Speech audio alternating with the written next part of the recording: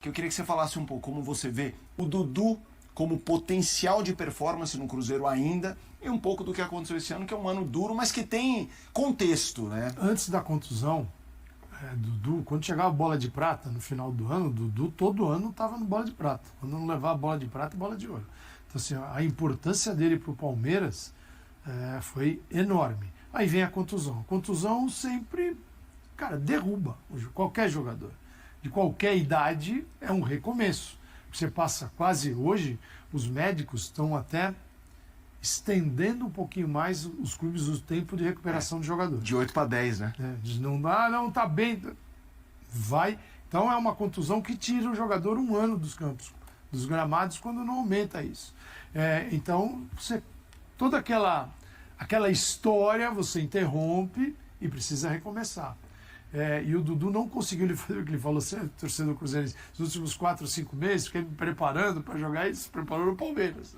Porque ele não tinha muitas chances lá. Não tinha muita chance porque o Palmeiras, no caso comissão técnica, o via como um jogador já sem condições ou porque era um outro... Acho que um pouquinho de tudo. Um pouquinho assim, do ambiente que não ficou legal, com aquela tentativa de sair. Mais físico de característica sem bola do que técnica, né? E agora, mas o Dudu sempre foi um jogador de fisicamente, né, de super entrega.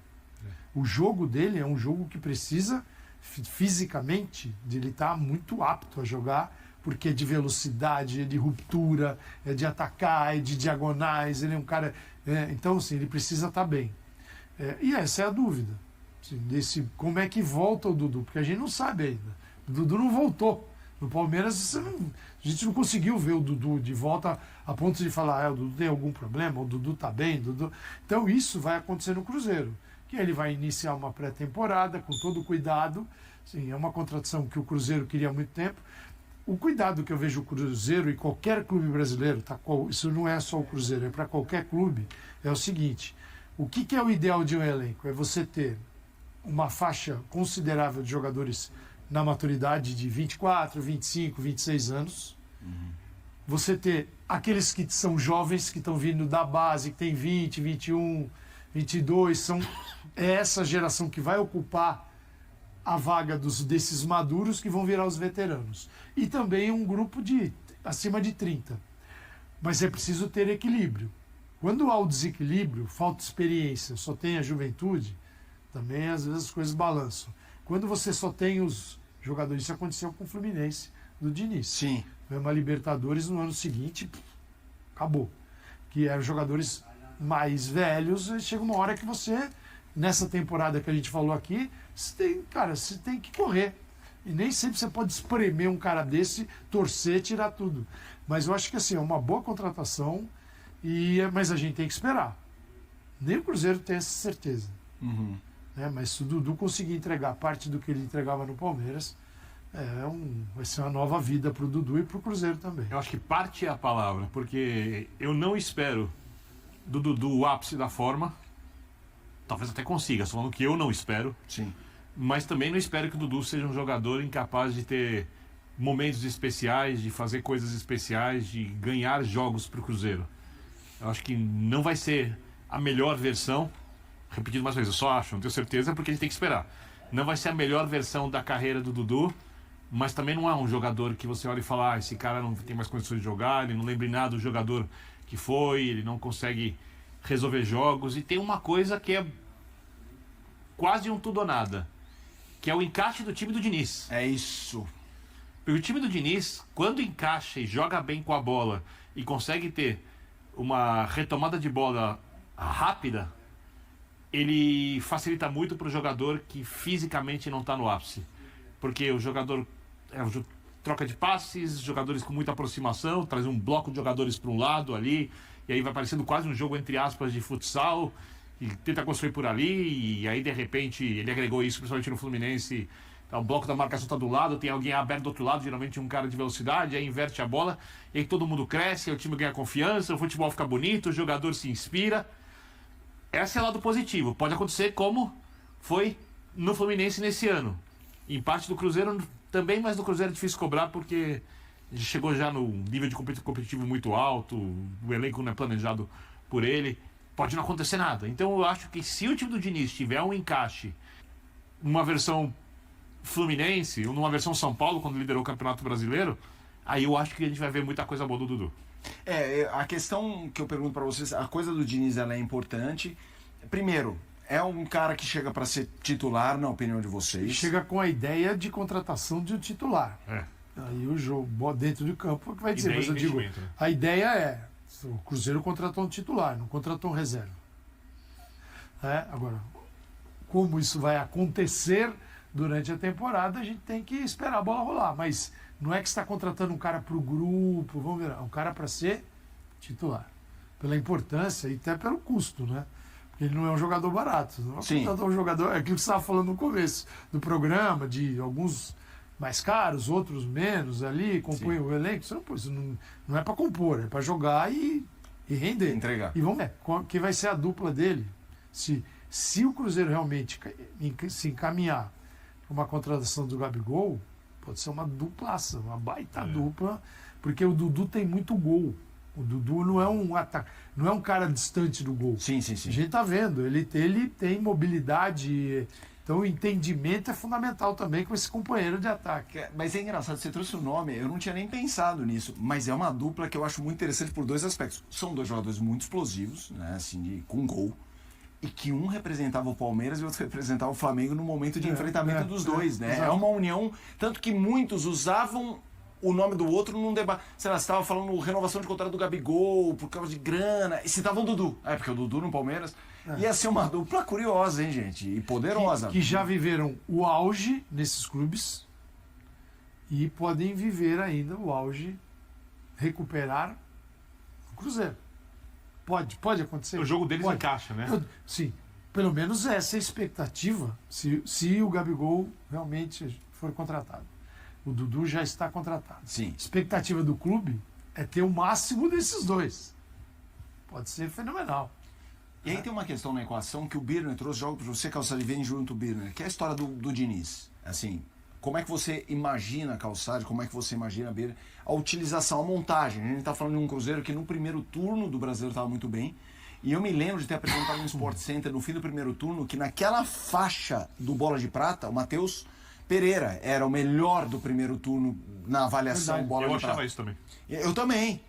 E aí teve uma queda como todo o time. Com o Seabra. Ou seja, exato, era com o Seabra. E a gente nem tá falando dele porque ele já tá no clube, aqui é uma discussão sobre reforços, mas ele tá lá. Eu queria que vocês falassem do que imaginam com o Diniz, com esse time. Eu vejo que o Cruzeiro ainda precisa recuperar aqueles jogadores que ele contratou na temporada passada. Senão vai virar uma fábrica de moer dinheiro ali. Você tem vários jogadores. O Cruzeiro contratou. O Cruzeiro era um clube com bom rendimento antes das contratações, com o Fernando Seabra como treinador, está no Red Bull Bragantino. Aí começaram a chegar os nomes grandes, nomes que faziam sentido para a SAF, né, com mais dinheiro, grana. Então, e aí o que pesou? Pesou que era necessária uma transição. Você não podia simplesmente retirar da equipe aqueles que tinham sucesso no Campeonato Brasileiro, porque era uma campanha com sucesso quando você media o que você esperava daquele elenco antes das contratações. Ele entregou mais do que se esperava. Então o Seabra foi colocando aos poucos, porque como é que você perde teu time? Aqueles caras que vieram até com você e com bom rendimento até aquele momento, você tira todo mundo da equipe e coloca as contratações. Aí quando você precisar daqueles caras, qual é o grau de confiança deles no treinador? Isso é gestão de grupo. Às vezes quem está fora não pensa nisso. Acha que gestão de grupo é um cara que vai no vestiário e dá 3 berros, você perde o respeito. Isso tem que ser muito bem feito. Né? Então, o que o Cruzeiro ainda precisa fazer em 2025 é trazer aquelas contratações e fazer render. Senão ele vai virar uma máquina de ciência. Contrata, gasta, joga fora. Pega outro. Não. Os caras têm que render. Aí é SAF, aí é clube. Porque ele é uma SAF com jeitão de clube, né? Mas o dono vai ter que pagar as contas. Não, eu digo aqui sempre, tem tudo para ser a melhor ou a pior SAF. A melhor SAF É porque você não tem um dono que precisa tirar dinheiro do clube. Já é rico, milionário. E se empatar, eu acho que ele vai ficar super feliz, porque é a paixão dele. Sim. A paixão dele é o Cruzeiro. Sim. Ele não precisa ficar mais rico. Uma SAF, que é só negócio, tem paixão pelo dinheiro. Nem sempre pelo clube. E ele tem apaixonado pelo Cruzeiro. Se empatar, se ele não precisar tirar, se equilibrar, aí é o melhor mundo da SAF. O problema é o outro lado da SAF. Quando você é mais clube tradicional do que SAF. Do cara que acha que, entendeu? Sou o dono, eu mando, eu desmando, tal. Eu preciso fazer com muito critério. E isso o Cruzeiro precisa aprovar, pelo menos para mim ainda, que vai fazer com todo o critério possível. Se o time encaixar, quando você fala de um trio, e se o Gabigol realmente for para o Cruzeiro, são 3 jogadores que gostam da tabela, gostam do passe, gostam do drible e sabem finalizar. Vai ficar muito divertido pro cruzeirense com a bola. Com o Matheus está falando. Né? Com o Matheus. Ele fica legal, explosivo. Sim. Sim, um trio que encaixa muito. Né? E não adianta assim, pensar no Cruzeiro. Vai ter que recuperar a bola. Ficar me imaginando o Cruzeiro, olhando pro Fluminense, e aí você fala, quem vai ser aquele jogador do Diniz? A ideia do Diniz, ela permanece, mas a construção é com outros jogadores. Né? Mas ele tem, assim, uma característica daquilo que ele gosta de fazer. Eu acho que começar o ano, tudo bem que não vai se poder treinar muito, mas ele precisa de um tempo para readaptar, e acho que o time já se acostumou ao jeitão dele, vai precisar começar a vencer. Sim. E 2025, com o Diniz, o Cruzeiro não conseguiu quase nada. Cruzeiro que a gente chama tarde a aula, o Marquinhos. Marquinhos, para quem bate o olho, é o jogador lançado pelo São Paulo, foi pro Arsenal, voltou no Fluminense com o Diniz. Teve até um momento ali que o Fluminense rateava e que ele começou... Usou ele como lateral. Exato, tava brilhando ali no lado direito, ou como lateral, ou como ponta direita. O Bolassi, muito próximo, um jogador que se destacou pelo Criciúma também com idade avançada, tem 35 nesse momento. Mas tem um jogador, aí eu vou jogar para os dois, quero ver há pouco o Calçade, o professor Calçade citou a La Liga, que ele acompanha há tanto tempo aqui na ESPN e no Disney Plus. Sérgio Ramos está sendo falado. Pela cara do Calçado, vocês não viram a imagem, tem. A gente tem uma tela para mostrar o Sérgio Ramos nas últimas temporadas. Ele está beliscando aí com 39 anos, né? PSG e Sevilha, clubes 2 nesse período, desde 21 e 22. 95 jogos, titular é 88, 82 minutos por jogo. Aí temos ações defensivas, duelos aéreos, aproveitamento no passe. É que fica uma tela com números, mas sem contextos. E o contexto eu jogo para você, Calçade. É aquele famoso, gente, não precisa. Entra no que você falou da SAF de um torcedor que talvez tenha até o orgulho de querer, o Sérgio Ramos, a marca. Ou não, ainda tem nem pra queimar? Sim, em março, dia 30 de março, completa 39 anos. Então é uma temporada com 39. Né? O Sérgio Ramos, se você olhar para ele fisicamente, ele chega melhor que qualquer jogador do Cruzeiro. Porque ele é um cara obcecado. Sim. É o Cristiano Ronaldo da zaga. Ele é obcecado. Sim. Mas o jogo é físico também, não é só fisicamente. Às vezes o cara está bem fisicamente, mas tem um momento que o futebol, as coisas dentro de campo começam a não acontecer. O Sérgio Ramos foi para o Sevilha e ficou pouco tempo. O Brasil é uma opção, é o Brasil, porque se ele não vai ganhar o que ele pede na Argentina. Então é o Brasil. O Brasil, se tem um olhar para o Brasil hoje, que o Memphis conseguiu abrir, isso foi muito importante, porque você começa a chamar a atenção, né, do futebol europeu, que tem um cara, Memphis, 30 anos, está lá no Corinthians. Não são só os técnicos europeus que eram pra cá. Liga brasileira, tem treinador português lá, tal, embora tem gente de Portugal dizendo que só os treinadores, eu estava vendo outro dia um programa lá, não, esses aí são os treinadores que aqui não conseguiram nada, estão ganhando lá no Brasil. Eles conseguiram estar na Premier League. Foi em Portugal, vamos lá, tudo bem. Não é mas o Sérgio Ramos, assim, com essa idade, você não tem garantia. Ele poderia ter ficado no Sevilha e não ficou. Né? E ele é um jogador caríssimo. Por quê? Porque ele sabe que, para o contexto do futebol europeu, esse impacto midiático não existe, como é aqui. Então o cara está vendendo, na verdade, porque assim, as pedidas são estratosféricas. Ele está vendendo a imagem. Você está negociando a sua imagem. Sim. Aí tomara que o futebol venha junto. Porque é uma idade muito avançada. Agora, você fala, uma temporada, com 39, talvez o risco seja interessante, mas é caríssimo, hein? Com o dinheiro que você dá no Sérgio Ramos, você contrata a zaga todinha. Precisa ver o que o Diniz... É que o Diniz gosta desse tipo de jogador. Né? O Felipe Melo, ele estendeu o Felipe Melo. Você lembra lá? Fábio, Felipe Melo, o Herman Cano, assim, a idade avançadíssima de caras que têm experiência. Quem que é Sérgio Ramos? Campeão de La Liga, de Liga dos Campeões, campeão mundial de futebol. Sérgio Ramos é campeão de Eurocopa. Ele tem tudo. No mínimo, entra né? na lista dos maiores jogadores do século da zaga, assim, a lenda. Não é um cara demais. que entra assim, preocupado com... Isso... Né? Então, assim, cara, não acho... Se tem dinheiro, quer ir para essa, entende o seguinte, você vai ter um grande nome com feitos enormes no futebol mundial, e que tem 39 anos. E nós temos um calendário que esse cara não vai estar presente no time a temporada toda. Então é preciso pesar isso. Sim. Se o dono do Cruzeiro entender que não vale a pena, eu vou ganhar com projeção, blá, blá, blá, e isso vale a pena. Porque esses caras trazem muito isso. Sim. Né? Se o clube souber usar, tudo bem. Agora, se fizer um contrato de 3 anos, aí 42, aí opa. Aí já... Arremata aí, Birner. Sou fã. É um dos jogadores que mais gostei de ver jogar. Tem, inclusive, você procura depois um vídeo, um duelo dele com o Diego, centroavante Diego Costa, do Atlético de Madrid, ali no Real Madrid, ali. A troca de provocação e no final se abraçam, assim, ou seja, o respeito do jogador. No estilo lá, meio à la antiga, assim, eu também gosto muito. Jogador decisivo, jogador que faz gol em UEFA Champions League, lenda, um símbolo do madridismo, um fracasso no PSG, não conseguiu jogar no Sevilha. Eu acho que fisicamente não dá mais conta de fazer o jogo que ele quer. Eu entendo o que o Calçade diz, porque obviamente as manchetes iam se voltar todas. Você está comprando isso. Você está pagando, mas eu acho que o clube precisa fazer o seu torcedor feliz, o torcedor fica feliz quando o time ganha campeonatos.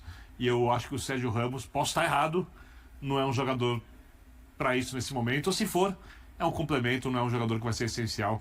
Pelo preço que se paga no Sérgio Ramos, eu estaria um jogador mais pronto. É isso. Não, eu também acho. Tem duas opções nessa história. O que disse o Calçade, que com esse dinheiro você faz quase uma zaga inteira, ou de você direcionar esse dinheiro para cara que vai resolver a tua vida. Porque SAF, sim. É muito caro, tá? Não é barato, gente. É muito caro. É um salário estratosférico e ele vai pedir luvas. Não é um negócio... Você pode trazer um jogador ainda mais maduro, numa idade muito boa, com potencial de venda. Aí você está trazendo alguém que fisicamente consegue aguentar o tranco e com potencial de venda, porque afinal de contas... O Cruzeiro estava especulando a contratação da Arboleda também. É um clube de futebol, e não é só torrar dinheiro. Claro. Você faz negócio, você vende jogador também. Sérgio Ramos, você não vai vender para ninguém. Não.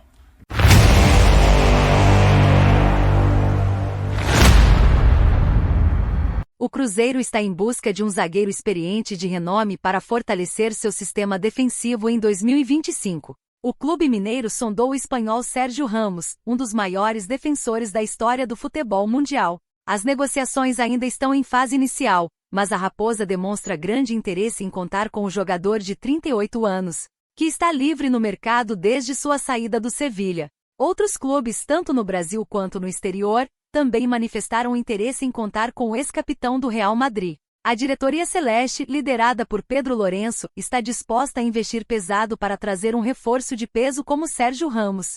O objetivo é formar uma dupla de zaga sólida e experiente para dar mais segurança à equipe. E aí, galera? O que acharam? Deixe nos comentários. Não se esqueçam de deixar o like e de se inscreverem no canal e ativar o sininho para receber as notificações. Até mais, Nação Celeste! Vamos pra frente!